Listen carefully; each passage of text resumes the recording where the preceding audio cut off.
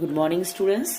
આજે હું તમારા માટે ગ્વાલા અસાઇનમેન્ટ 2021નું જે નવું આવેલ છે તેનો ક્વેશ્ચન પેપર 2 જવાબ સાથે તૈયાર કરીને લાવી છું. બાળકો, આમાં જાણો છો કે આપણે આજે સેક્શન એ વિશે વાત કરીશું અને પેપર સ્ટાઇલ પ્રમાણે તમે જાણો છો કે કેટલાક ફકરા આપેલા હોય છે ને ફકરા નીચે પ્રશ્ન આપેલા હોય છે જેના જવાબ ફકરામાંથી શોધીને લખવાના છે. તો હું કોશિશ કરીશ કે તમને ફકરા પણ સમજાવી શકું અને તમે જવાબ પણ એ ફકરામાં કેવી રીતે લખશો એના વિશે તમને આઈડિયાઝ આપી શકું. તો હું ફકરો વાંચી રહી છું. As the result the panchayat passed resolutions in 2008 saying that since the railway was not able to build a station for them, they would do it for themselves and with their own money. Soon an 11-member team was formed and the team started collecting money from villagers. On 7 January 2010, as the result of the report, the first railway stations in the country on which the railway did not have spent a single rupees started operation. બાળકો, હું પ્રશ્ન વાંચી રહી છું. What resolutions did the panchayat pass? તો તમે જાણો છો કે અહીંયા ડીડ આપેલું છે. બાળકો, ડીડ એટલે સાદો ભૂતકાળના રૂપનું આ વર્ણન કરી રહ્યો છે કે આ પ્રશ્ન સાદા ભૂતકાળમાં છે. એટલે જ્યારે પણ આપણે ડીડનો ઉપયોગ કરીએ તો જાણો કે જે પણ ક્રિયાપદ તમને આપેલું હશે એનું તમારે ભૂતકાળનું રૂપ લખવાનું રહેશે. વધારે ન આવડે તો ફકરામાં જે સરખા સ્પેલિંગ દેખાય એ જરા શોધવાની કોશિશ કરો. તો તમે જાણો છો કે તે પંચાયત આપેલું છે અને અહીંયા રિઝોલ્યુશન્સ પણ આપેલું છે. તો બાળકો, ખૂબ જ સરસ. પહેલી લીટીમાં આપણને જવાબ મળી ચૂકેલો છે. મને અહીંયા સજાતીય એટલે સરખા ધરાવતા સ્પેલિંગ પંચાયત પાસનું અહીંયા ભૂતકાળનું રૂપ પણ આપેલું છે અને પ્રશ્નમાં રિઝોલ્યુશન્સ છે તે રિઝોલ્યુશન્સ પણ આપેલું છે. તો આપણે અહીંયાથી જવાબ લખવાનું શરૂ કરી શકીએ. તો કે the panchayat passed resolutions that since the railway was not able to build a station for them, they would do it for themselves and with their own money. બાળકો, મેં તમારા માટે જવાબ લખીને પણ તૈયાર કરેલા છે. તો જુઓ, આ ગ્વાલા એસાઇનમેન્ટ 9 જે આવેલ છે પેપર નંબર 2 નો જવાબ 1. The panchayat passed a resolution that since the railway was not able to build a station for them, they would do it for themselves with their own money. આ જ ફકરામાંથી બીજો પ્રશ્ન પણ પૂછેલો છે. What is special about Tajnagar railway station? આ Tajnagar railway સ્ટેશનની ખાસિયત શું છે? તો અહીંયા જાણી શકીએ છીએ કે અહીંયા છેલ્લા ફકરામાં જ કીધું છે કે આ the first railway station on country on which the railway did not have spent a single rupees started operation. તો હવે એને વ્યવસ્થિત જવાબમાં લખીશું. The Tajnagar railway station is the first railway station in a country on which the railway did not have spent a single rupees started operation. મતલબ લોકોના પૈસાથી આ બનેલું છે. બાળકો, આનો જવાબ પણ મેં તમારા માટે લખીને રાખેલો છે, જોઈ શકો છો તમે. The Tajnagar railway station is the first station in the country on which the railway did not spend a single rupees as it was built with the people's money. બાળકો, હવે બીજા ફકરા તરફ જઈએ. I have supportive parents who understood that my interest was the environment. They have never stopped me from doing what I want. On my part, I also made sure that I did not fail my parents in any way. I always informed that about everything that I did and took their achieve before jumping into action. પ્રશ્ન છે અહીંયા, what does Arun say about his parents? મતલબ બાળક અહીંયા અરુણ જે છે એના માતા પિતા વિશે શું કહી રહ્યા છે?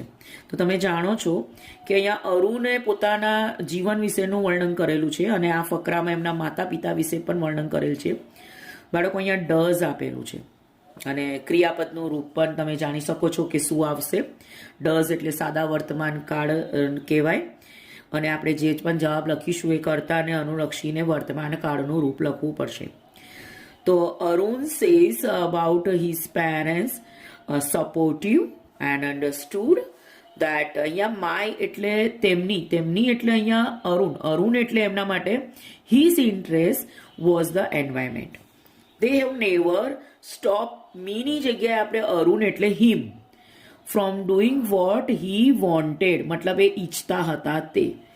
બાળકો મેં તમારા માટે જવાબ લખીને તૈયાર કરેલો છે, જોઈ શકો છો તમે. અરુણ સેઝ લખ્યું છે કારણ કે અહીંયા ડઝ આપ્યું હતું, જે વર્તમાન કાળના રૂપમાં અરુણ સાથે અહીંયા સેઝ આવશે અહીંયા આગળ. That his parents are supportive and understood his interest in environment, and so they never stopped him from doing what he wanted. How did Arun make sure that he never failed his parents? અહીંયા ફકરામાંથી એવી કઈ ખાતરી અરુણે બતાવી છે આપણને કે ક્યારે એમના માતા પિતાને ફેલ મતલબ અહીંયા નિરાશ નહીં કરે.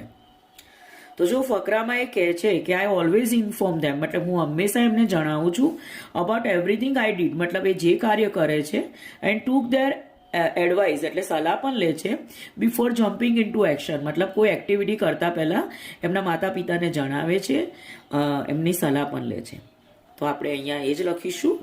બાળકો અહીંયા જાણો કે ફરી આ ડીડ આવ્યું છે, મતલબ ભૂતકાળ આવ્યું છે. તો અરુણ મેક શ્યોર ધેટ એટલે અહીંયા કહેવાનું છે આપણે અરુણ વિશે, તો આપણે લખીશું કે Arun always inform his parents about everything that he did and took their advice before jumping into action, મતલબ કોઈ પણ કાર્ય કરતા પહેલા એ એમના માતા પિતાને જણાવતા હતા. આનો જવાબ પણ મેં તમારા માટે લખેલો છે, તો તમે જોઈ શકો છો. Arun always inform his parents about his activity and took there advice before jumping into action. કોઈ પણ કાર્ય કરતા પહેલા એમના માતા પિતાને તેઓ જણાવતા હતા. હવે અહીંયા એક ફકરો બીજો પણ આવી રહ્યો છે, ત્રીજો ફકરો. However, the Chinese are generally considered the pioneers of pyrotechnic. They are said to have developed black powder more than 1,000 years ago. It took at least 200 years for the knowledge to spread to the West, and it was only in 1242 that an English monk, Roger Bacon, revealed the formula for black powder. He considered it such a dangerous substance that he wrote of it in the code language. ગુપ્ત સંકેતોની ભાષા. કેમ કે ખૂબ જ ભયાનક substance મતલબ પદાર્થ છે. Who are said the pioneers of pyrotechnic? બાળકો અહીંયા who છે, મતલબ આપણે કોણ બોલે છે એ જ જોવાનું છે. હું એટલે અહીંયા કર્તાનો ખાલી નામ જ લખીને સંપૂર્ણ પ્રશ્ન જવાબમાં રૂપાંતરિત કરવાનો છે.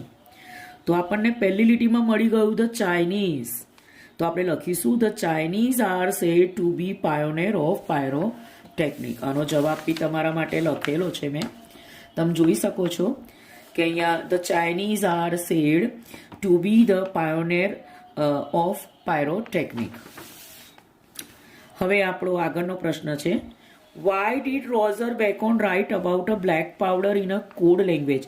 કેમ એને જે બ્લેક પાવડર બનાવવાની પદ્ધતિ છે સંકેતોની કોડ લેંગ્વેજમાં લખી છે? એ શું કહેતા હતા કે આ જે બ્લેક પાવડર છે એ કેવું છે, તો એમને કીધું હતું કે હી કન્સિડરેડ ઇટ સચ અ ડેન્જરસ સબસ્ટેન્સ. આ ખૂબ જ ભયાનક પદાર્થ છે. અને બાળકો અહીં જાણો છો કે હવે આ શું આવી ગયું? ડીડ આવી ગયું, મતલબ જે બી ક્રિયાપદનું રૂપ છે એનું ભૂતકાળ લખવાનું રહેશે. તો બાળકો તમે જાણો છો, જો એ પ્રમાણે મેં જવાબ પણ લખેલો છે. ધ રોઝર બેકોન રોટ, જો અહીંયા મેં ભૂતકાળનું રૂપ લખેલું છે. About black powder in a code language because he considered it a very dangerous substance, મતલબ આ પદાર્થ ખૂબ જ ખતરનાક ભયાનક છે. હવે આપણે આગળના ફકરા વિશે પણ ચર્ચા કરીશું. The angel went around the model of the mother very slowly. He touched it and said, "It is too soft, but very tough," said the Lord excited. "You cannot imagine what this mother can do and undo. Can it think? Not only can she think, but can reason and compromise too," said the Lord. બાળકો, આ દેવદૂત અને ભગવાનના બેઉ ચર્ચા કરી રહ્યા છે. ભગવાન માતા બનાવી રહ્યા છે અને દેવદૂત એ માતાને જોઈને પ્રશ્ન પૂછી રહ્યા છે. What did the Angel feel about a model of mother? બાળકો, અહીંયા ડીડ છે એટલે જે પણ ક્રિયાપદનું રૂપ છે આપણે એનું ભૂતકાળ કરવાનું રહેશે. તો તમે જોઈ શકો છો ધ એન્જલ ફેલ્ટ. બાળકો, મેં અહીંયા ભૂતકાળ લખેલું છે. આ ના લખો તો તમારો અડધો માર્ક કપાઈ જશે. એટલે તમારે ધ્યાન રાખવાનું છે કે જ્યારે ડીડ હોય તો આપણે ક્રિયાપદનું ભૂતકાળ જ લખવું પડશે. The angel felt that the mother was too soft. માતા બહુ નરમ મતલબ મૃદુ છે એવું એમનું કહેવું છે દેવદૂતનું. અહીંયા પ્રશ્ન છે, why did the lord say that the model of mother was tough? ભગવાન કેમ કહે છે કે એ બહુ મજબૂત છે?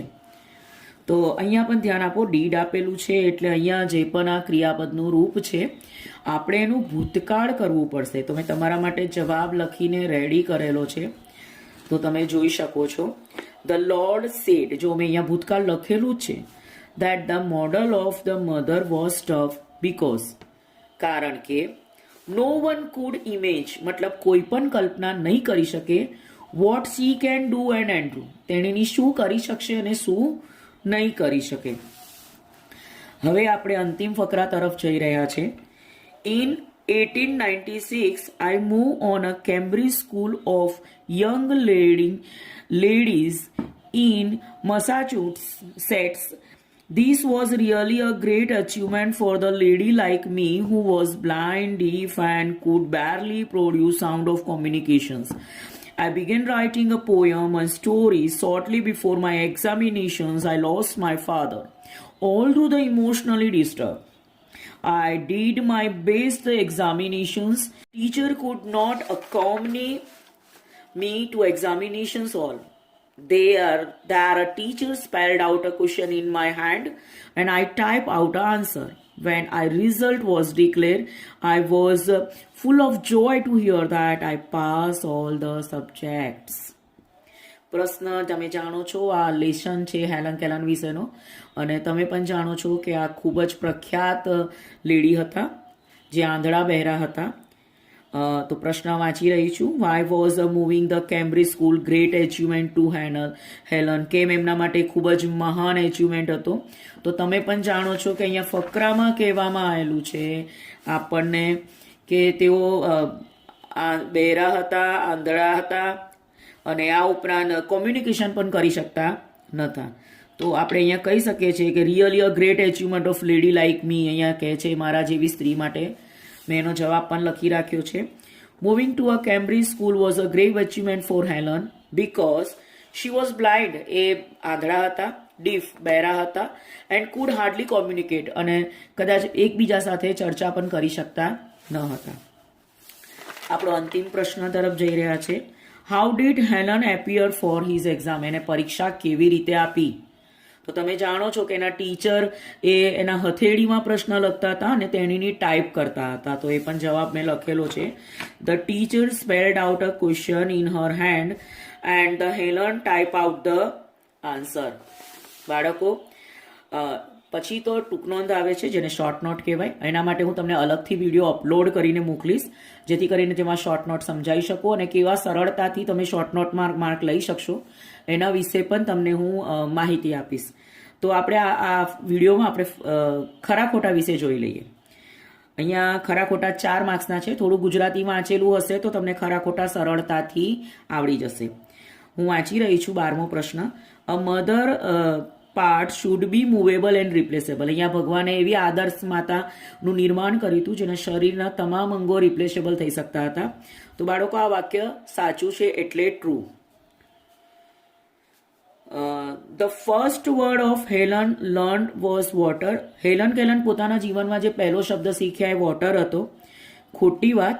હેલન કેલન જે પોતાના જીવનમાં પહેલો શબ્દ શીખ્યા એ ડોલ હતો. Firework are manufacture in Sivakasi.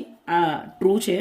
Most of the manufacture factories મતલબ કોમ્યુનિકેશન કરવા માટે આપેલું છે કે firework are manufacture in Sivakasi. Arun Krishnamurthy started EFI when he was 17 years old. આ સાચું વાક્ય છે કારણ કે માત્ર 17 વર્ષની ઉંમરે એમને પર્યાવરણનિષ્ઠ તરીકે કાર્ય કરેલ હતું. બાળકો અહીંયા આપણો સેક્શન એ પૂરો થાય છે અને આગળ હું સેક્શન બીના વિડીયો અપલોડ કરીશ જેથી કરીને તમને આના સરળતાથી સમજ પડે. જો તમને મારો વિડીયો આ ગમ્યો હોય તો તમે લાઈક કરો, મારી ચેનલને સબસ્ક્રાઈબ કરો જેથી કરીને હું નવા વિડીયોઝ તમારા માટે મૂકતી રહું. હું શક્ય એટલી કોશિશ કરીશ કે તમને અંગ્રેજી ભાષાના તમામ વિડીયોઝ મળતા રહે. Thank you.